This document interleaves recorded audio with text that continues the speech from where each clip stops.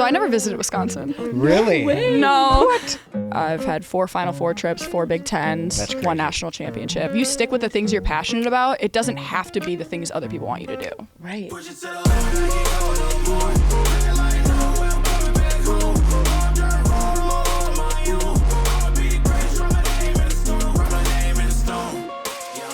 Well, thanks, Izzy, for being here. This is our first ever podcast. It's the Athletes in Sports podcast, and we just got done with an amazing camp, the Izzy Ashburn in Sports Day, and that was the first volleyball camp that we ever put on. So thank you for hosting us and having us here at MN Select. And we got Chad Welk here from Athlusion, Bridget Martini-Smith with In Sports. I'm Max.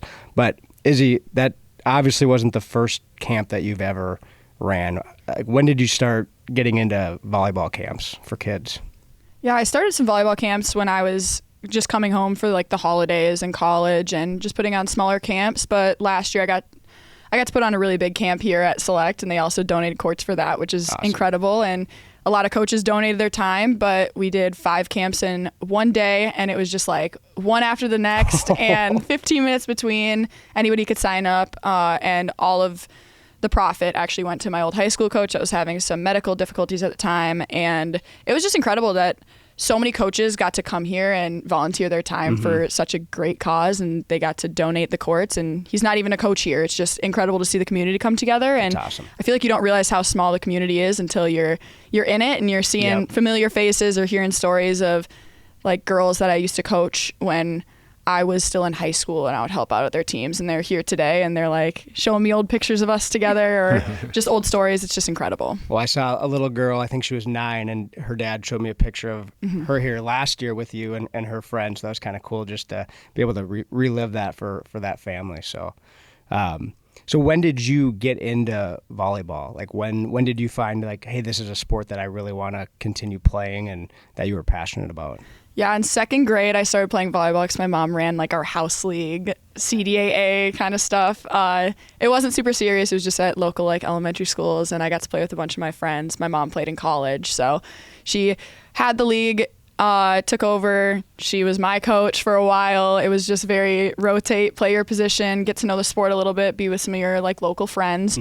And then in 4th grade, I started playing club volleyball for just another small local club, and we'd travel a little bit just in state.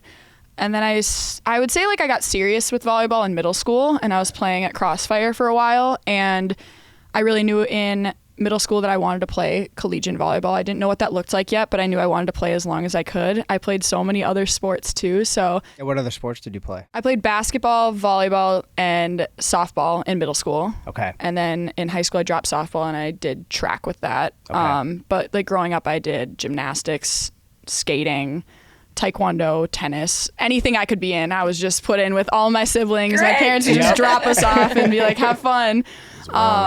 Yeah. And then in high school, I also did band. So I would do like some of the pep band stuff. I was in like math league, ski and snowboard club, anything I could be involved in. I just wanted to be involved in. But I knew I wanted to play college volleyball. I would say in middle school is when I kind of was like, basketball might not be it. I think volleyball is like where I want to be, the people I want to be around, the sport I love. And got pretty serious about recruiting. End of 8th grade, started going on visits my freshman year of high school. Wow. Yeah, it was different. This doesn't happen anymore because they set some new rules. Yeah. But yeah. The recruiting cycle for volleyball is completely insane. It's absolutely wild. I mean, we could do it as early as we wanted. Now it's junior year, it starts. And I didn't commit until my sophomore year, but I went on visits. I didn't. Way to not pull the trigger on that quick. Yeah, pretty young, but I mean, it felt like it was a long, like 2-year process of being recruited. I visited Santa Barbara, Temple, Illinois State, North Dakota, Concordia, St. Paul, Loyola, Chicago. I went everywhere I could. How did you decide where you're going to take visits? Yeah. Anybody that would offer me, basically. My parents were. You're on a plane? What was it? You were just bam on a plane. Yeah, basically. My parents were like, I mean, if this is what you want to do, we'll go with you. We'll see the campus. If it's something you want to do, then if it's the right fit, then let's do it. And so I would just went. So early was like scary, or you're like, nope, I know this is where I want to go. Like when you walked on the campus, where you're like, oh, this felt like right. So I never visited Wisconsin. Really? No way. No. What? I went to team camp there because I played with somebody that was already going there. And so early on, I mean, I'd been to team camp, but I never like went on a visit.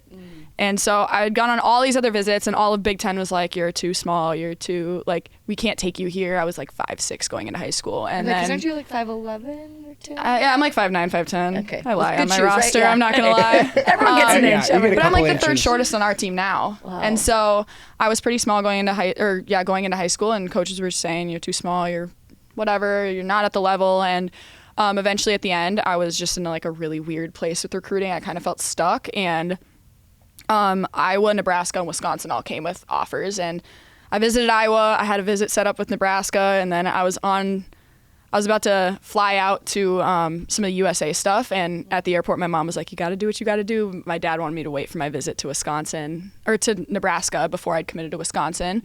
And I was at the airport alone, and I was like, I'm just going to do it. And then I called my coach, committed, called my parents, told them I committed, went to You play, told and your coach before you told your parents? sure did. Yeah. Hey, you can do whatever you want when you're 16, I guess, Yeah, right? I was like, that kind of felt like the go ahead. So my mom was kind of like, if that's what you want to do, we'll support it. I felt like I knew it was where I wanted to be, and they supported me with it. And I mean, it was the right decision. Like looking back at it, right? and Right. my parents were always super great about too. Like if it's not the right decision, you learn a lot. You can always find a way out or somewhere else or a better fit. And I mean, I'm super grateful I never had to, but it's a reality of college sports. We commit so young that transferring is getting bigger and bigger. So having your mom, like going back to like the young days, did you love your mom being a coach? Did you not? Like my son now, he's 5. He's like, Mom, I can do this. Like I'm like, are you sure you don't need some help? So like, how was that like dynamic? Yeah, it wasn't super competitive volleyball, so I Yeah. think it was fun. Like I was just with my friends. I played with the same girls throughout. A lot of them played club with me after. I don't think it was that big of a deal. And my friends' dads and my dad coached us in basketball and softball too, so we were kind of always around that. And I didn't feel like anything too big when I was younger. I knew my mom knew the sport at least, so I thought that was good. She's also like learning the sport as I go and getting updated with it, which is great. And my parents are super involved. They've been crazy supportive throughout college. Yeah. Like, honestly, I was talking to my coach at the end about how their support has actually changed the trajectory of like my college career. I think it's super easy. Like, that's so sweet. It's super easy to like hear the comments that your parents say or the people around you that like saying, oh, you deserve better, or you should be playing more, or you should have that spot, or your stats say this or this and that. And my parents were always like, you wait your turn and you just keep working. Like you just keep working, and if you just keep going, like that spot will come. And I think that honestly, I was telling my coach, like, I think transferring would have been a thought of mine, but it never really was, because my parents were always like, you will get the spot you deserve. You just keep working at it. And I mean, I was a serving sub I was a DS my first year, serving sub the next 2, and I was only passing, and then my last 2 I was setting, and I've only ever set my life. So That's they kept me in outliers it. mindset for sure. I mean, it's so easy for, to get caught up in the noise. And it's fantastic. Yeah. Thanks. Absolutely. Well, and there's so many youth parents out there that just go crazy for their 7-year-old basketball game, and it's like, so for your parents to do that at the collegiate level, that probably made it really easy for you to stay calm when you had adversity. Did you feel like that was a norm? Like were other parents players, and we don't have to get into that all, but right? But it's like, just curious if that was like, oh, yep, that's just like how it was. Not necessarily. I think I've played with both types of, I would say like people that have their support system like at college as well. Like we're around so many other athletes, and if you're around the people that do speak that way, I think that it can be really easy to fall into that mindset as well. Absolutely.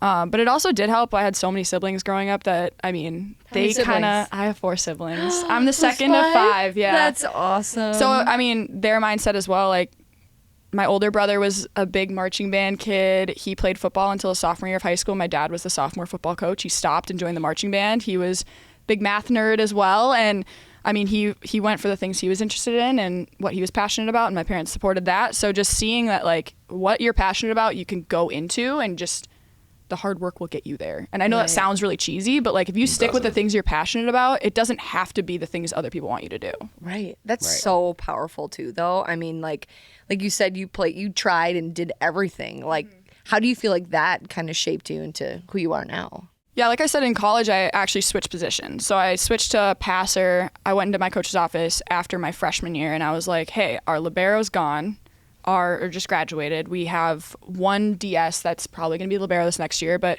there's an opening, and like, there's not an opening in setting, and I know that if I'm playing, then I beat somebody out. If I'm not playing, at least I'm pushing the people ahead of me. But I knew that I was going to work so hard in passing that I'm starting from the bottom, but I'm going to get to a level that I'm going to either push people ahead of me or get on the court myself doing that. And that was kind of my mindset going to that. But we used a lot of different sports analogies for me to learn the movements and the different skills within it. We talked a lot about like being a catcher and dropping a knee, or going for a pop fly in the outfield, or basketball, like the defensive shuffle backwards. So there were a lot of like connections in that I'm happy that I knew those movements before, rather than just solely relying on like learning new motor skills. Right. Gosh, I feel like that. Not every kid also gets to do that, because I feel like nowadays you have to be specialized so young.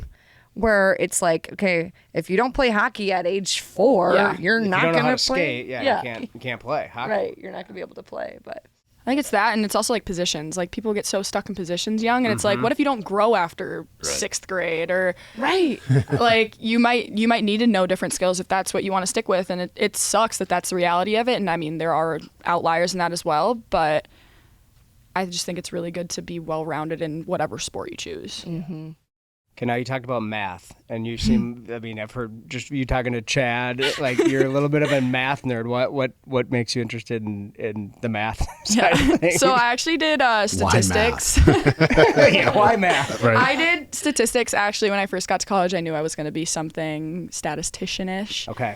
I did that for my first 2.5 years there, and then I was going through like some of my requirements to graduate, and I was like applying for graduation and all of that, and I realized I was 2 classes away from a math degree, and I was like, maybe I should just switch to that. And so I switched over just for my last semester, and then I knew I wanted to be done at the end of my 3rd year so that I could get into this master's program it's a 1-year business analytics program, and that was like my actual passion. So I knew that would be a good route to get me into that, and so I applied, did that for a year, and then I had 1 class this last semester just to keep me eligible and not have to start another master's with a full credit semester. Right.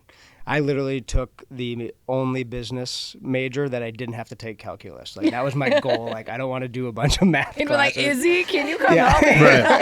Yeah, it definitely helped. My mom is in like business analytics stuff. Okay. She's a stats master's degree and works for Target and does all of that for some fraud analytics stuff, so that helped. I also was pretty far ahead in high school with all of my math stuff. I was supposed to take Calc 3 my senior year because our high school pushes it ahead so much.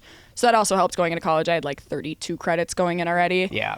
Wow. Yeah, so just pushing that ahead really early on actually made my workload a lot lighter in college, which was nice because I was stressed in high school with school. Yeah. So Would you say you were more stressed in high school than college for like class-wise, or like how did you balance? I mean, being D1, you're traveling all over the place, right? Like, how did you balance the academics and like the athletic side of things? Yeah, it's hard. Honestly, I have to look back a little bit for it to be hard for finding that balance, but I think people don't see that we do travel the day before, and yeah, we travel private, it's nice traveling. Like, the travel that we do is the best traveling you can have. Not on a but school bus. But it's travel, right? It's travel. You're missing 2-3 days of school every week. We have girls that didn't go to their Friday class until the last 2 weeks of school this year because our travel was so hard. But I think like what I try to focus on is when I'm doing school, I'm doing school. Like that is my only focus, because I know that when I'm getting that done and it's efficient, it's my best work, I can go into practice with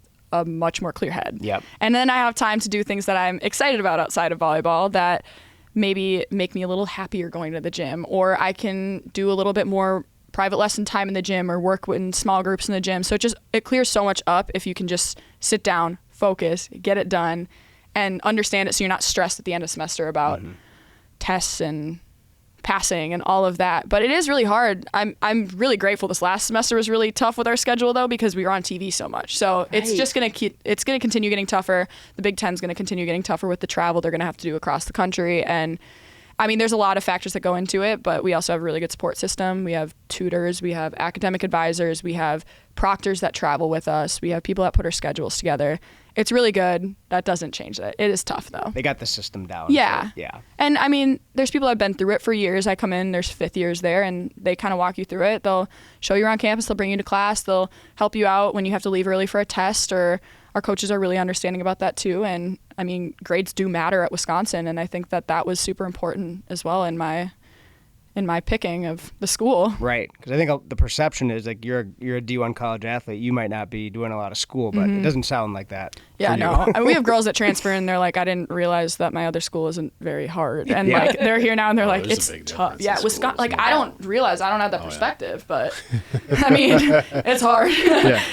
Yeah, it's much easier to go from, more difficult to easy versus the other way around. Right, So, yeah. right. Well, I think what was super powerful during our Be the Best You session out with all the kids is like all about intentionality, like being in the moment, like what you're focusing on, like you're focusing on school, if that's what you're doing, you're focusing on volleyball, you're with friends. Like I think that's so powerful.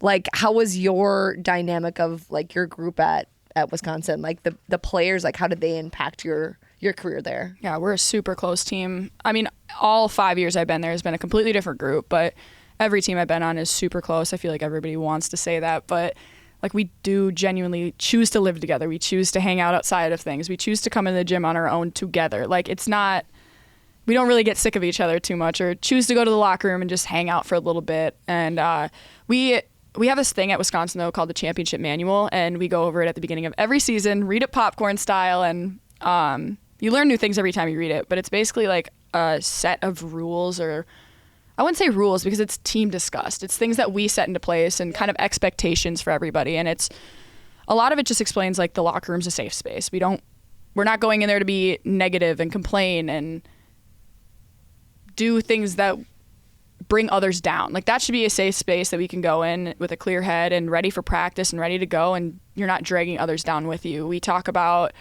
the expectation of like your communication with the coaches, or expectation of sleep or lift, or there's so many little things that you don't realize that go into it. And looking back, I'm like, wow, that was strict. And it's like, no, it's just the expectation. It's just like, that is the bare minimum that you expect out of yourself, but you also expect it out of other people. Yeah. And yeah, it's really healthy. But when I explain it to other people, they're like, wow, like that was tough. And I'm like, I mean, And it's now- what you do. Not when it's your lifestyle. Yeah, That's and right. when you all have a common goal and you all want to win championships, I think that's what it takes, and it's showing that that's what it takes. So Yeah. buying into that right away and having older people that buy into it, it's really hard to go against it. And you guys made it to the Final Four this year, and you won the national championship your sophomore 2 years year? ago. 2 years ago. Yeah. And so, those things that you guys are doing, have to like bring you into that championship mindset. So, just talk about like that season that you did win the national championship. Like, what was that season different than any other season you had, or was it just that's how Wisconsin volleyball is? Yeah, I don't think it was too different, honestly. I think that's just what we do. I mean, the result was obviously incredible, but we've won my first 4 years. We won the Big Ten all 4 years. And then my freshman year, we lost the national championship. My sophomore year, we lost in the Final Four. That was COVID season. Okay. My junior year, we won it. My fourth year, I guess, Yeah. we lost in the Elite Eight. And then this last year, we lost in the Final Four. So I've had 4 Final Four trips, 4 Big Tens, That's crazy. 1 national championship. And I mean, it just shows that new group comes in, a lot of transfers come in, coaching staff stays the same, and the culture stays the same. And obviously, dynamic changes a little bit with every group, with every little tweak you have. But the expectations are the same, the work is the same, the common goal is the exact same. And I mean, it's a really fun gym to be in. Awesome. Do you feel like the freshmen, sophomores, do you think Wisconsin volleyball has got a good future with the group that's there right now? Oh, 100%. I think transfers obviously are unexpected. Yeah. From our point of view at least, and we can see the freshman class that's going to come in this next year. It's a big one. The next one is going to be a big one as well. It's going to be a lot of fresh faces and a lot of new personalities, so I'm excited to like hear about the dynamic of the team or some of the things that they go through, because even right now, we had an older team this last year, but like looking back, some of the things you go through as a team, it just brings you so much closer. And it's things I'm grateful for. Like in the moment, you're like, I don't want to do this, but yeah, you look back and like even a week later, you're like, remember when our coach did this, or like remember we had to do this because we did this, and I'm curious to see like their stories. I mean, I'm close with a lot of them, so I mean, keeping in contact with them and supporting them whatever they need. That's the support I had from a lot of seniors that left, and just talking you through things that really puts things into perspective when you talk to somebody outside of it that's been through it. Like, they get it, but they'll be like, it's not that big of a deal. Like, you're probably overthinking certain things, or here's the answer, you just can't see it from where you're at right now. And I think it's a really good support system to have. Yeah, I think that's probably a life lesson for a lot of people. Like, you're probably overthinking things if you're thinking like too hard, just in general. Just in general. But now, okay, so it's been what, 2 weeks since the season ended, so you probably haven't had a ton of time to reflect on like what's like your forever ago. Oh wow. What's up next? But do you kind of have an idea of like what's next for Izzy? What's next for you? Yeah, I've been talking about it a little bit today about I decided college so early, and I don't really have a set plan right now for after college, but I'm not stressed about it. Like, I feel like I should be stressed, but I feel like I'm in a really good place. I feel really prepared for whatever I want to do. I've been in the gym every single day, helping, coaching, playing. I'm still talking about maybe playing pro a little bit, whether that's in the States or overseas, and then applying for some analytics jobs. So wherever it brings me to, I don't feel too stressed, too pressured right now. I'm living at home. I have a middle school brother, a high school brother. My sister goes to college and lives at home. My older brother's home. So it's busy. It's fun to get to support them, though, because, I mean, they've made the trip to Madison hundreds of times. So, supporting them in their stuff and kind of figuring it out, taking my time with it. I've never really had this much downtime, but starting to get a little antsy and just finding things to do, things that I'm passionate about. I think once again that goes back to like your just intentionality. You're like, okay, I'm done. Now I'm going to be home and be present with my family. And I think that's super powerful. Thanks. Super, super cool. So, Izzy, if you had some advice to give a kid, could be, a kid who's 5 years old, maybe middle schooler, maybe they are a volleyball player and they're getting into high school and thinking about college, like, could be any age, but like, what advice, like looking back at your life and your sports journey, what's some advice that you would give to a younger kid? I mean, obviously I said try a lot of things, try a lot of positions, try a lot of sports, but I think that just leads you to finding what you're passionate about. It doesn't have to be a sport. It can be a hobby. It can be whatever you want it to be, whatever you find interest in. But I think that that's when people are the happiest, and that's when people are the most successful, when they're doing the thing that they love and that they're passionate about and want to keep growing in and learning in. And I think it can also be tough with other people's expectations to, I think some like parents or some people outside of your life can be like, oh, sport should be it. But like I said, I have siblings that have chosen other things and they're so happy. My older brother's going to be a college professor for math. And it's like, he's the happiest person doing that. He's so passionate about it. And it's so fun to hear other people's passions and to see them successful in what they're doing. I would also say, if you want to play collegiate volleyball, just reach out to as many people as you can. You're doing your work. You're doing your work. You're going to get picked up, and just reach out, because the worst somebody can say to you is no. Right. Like, I would send out hundreds of emails before every tournament and just be like, please come watch me play. Like, please come. And I'd maybe get a couple responses. Some of them might have been no's, and it's like, you move on. Mm-hmm. Then that's off the list. You're still going to keep going. You're still going to have that chance, and it's just one step in your journey. Yeah. It's all kind of a numbers game, and like that relates a lot to business. Like, if you are in sales or you're trying to ask your boss for a raise or you're interviewing for jobs, like, it all relates back to how many contacts, how many people how many people can get you to where your goals are and what you want to do. Mm-hmm. And it sounded like the amount of visits that you went on as looking at your college, like, you made those contacts. Yeah, it was a lot. People knew who you were. Yeah, I was also talking to Chad earlier about a Kobe video that we watched. All athletes like leaving Wisconsin had to watch it this last year. It was like a life after sports. And it was just him saying that he wasn't sad when basketball was done because he had so many other passions that he found while playing that he did not define himself as the sport. Right. And I think it's really easy for us to, our whole life is so consumed in our sport. And I mean, my life has been consumed in volleyball the last 5 years. And probably before that, I was in the gym. Like, I would be in the gym after school every day in high school or doing whatever I could. And that's great. But I've also found things that I love outside of it. I'm happy with my masters. I love to run. I'm setting goals. Like, I want to run a marathon in the next couple of years. I want to travel a little bit and see different places. I want to run some camps. I want to do some privates. I want to stay involved in the sport. And I think that it's so important to find those passions before you leave so you don't feel stuck or where to start on those things. So I'm happy with how I did it. I feel very prepared for the world, and I I mean, wherever that leads me to, I'm not too stressed about my next steps. Well, if you need training for a half marathon or a marathon max, Not the one you wanted to ask. just ran grandma's and just trained about 2 miles a day. So we'll get there. Nice. That's not the right way to do it. Not the right way to do it. You need to go I have it longer. in my training plan. I did the Grandma's half marathon, and I only ran, the furthest I ran at one point was 2 miles.